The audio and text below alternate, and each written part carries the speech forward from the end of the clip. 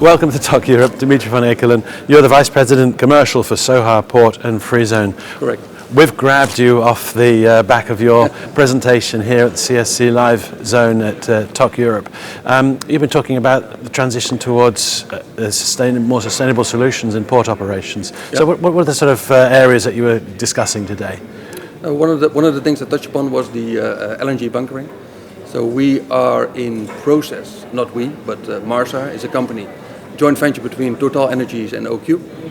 And they are at the moment building a LNG liquefaction plant and bunkering facility in Sohar. All going well, it should be operational in the first quarter 2028. The unique aspect is that the plant itself is connected to a 300 megawatt solar park, a little bit away from the port. Therefore, the facility will produce low carbon LNG and it will be sold as a marine fuel. So we're providing the marine community an opportunity to bunker in Sohar a fuel that reduces emissions by 23-24%, which is a great step forward and something that is available within a couple of years.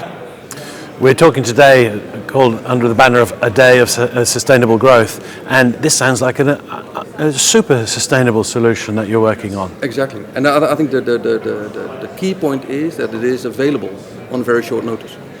So if shipping lines want to act now, it is possible to bunker in 2028 in Sohar this low carbon LNG as a marine fuel. And you heard in the panel there was a lot of discussion on the availability of green fuels going forward, and the expectation is that they will come.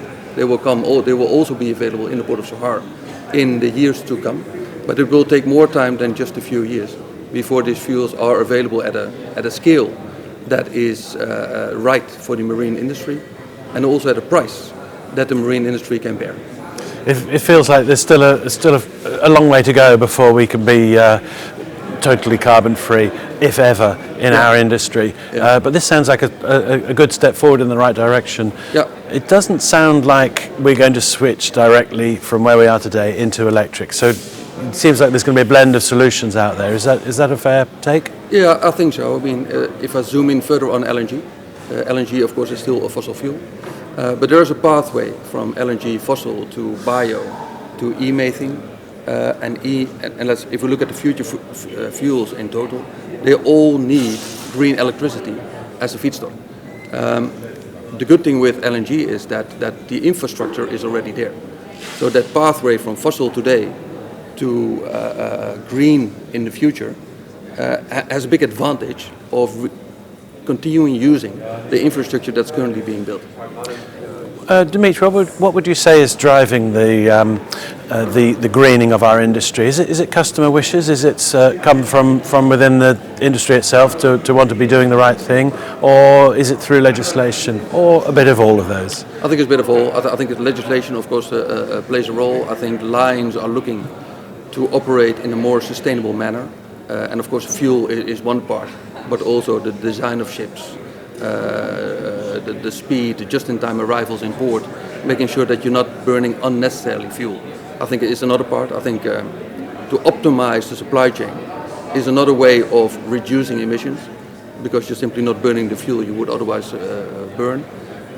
But the bunker itself is certainly an element in that.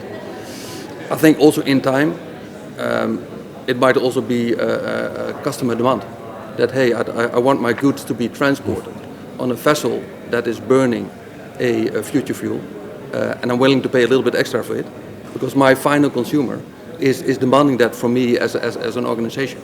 And I think that will accelerate the further use of future fuels in the future. Well, it's an exciting time to be involved in the shipping industry and the ports industry. Yeah. On behalf of us at Talk Europe, we wish you all the very best and congratulate you on your initiatives, and thank you very much for being part of CSC Live. It was a pleasure. Thank you very much.